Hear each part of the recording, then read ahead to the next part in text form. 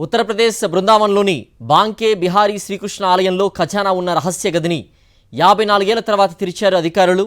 గతంలో 2 సార్లు ఈ రహస్య గది తలుపులు తెరిచేందుకు యత్నించినా అనుమతి లేకపోవడంతో వెనకడుగు వేశారు.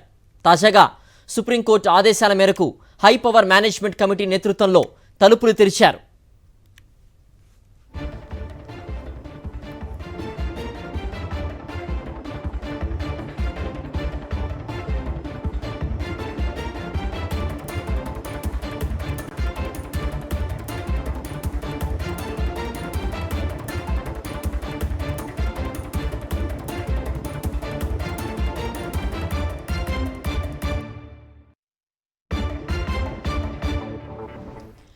సంప్రదాయం ప్రకారం తొలుత గది తలుపు వద్ద దీపం వెలిగించి పూజలు చేశారు.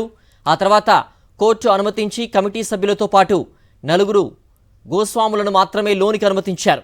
ఈ ప్రక్రియను పూర్తిగా వీడియోగ్రఫీ చేశారు. అయితే రహస్య గదిలో ఏముందన్నది మాత్రం బయట పెట్టలేదు అధికారులు. ఈ గదిలో 160 ఏళ్ల క్రితం నాటి బంగారం, వెండి ఆభరణాలతో పాటుగా హారాలు, నవరత్నాలు, అరుదైన కళాఖండాలు ఉన్నాయి.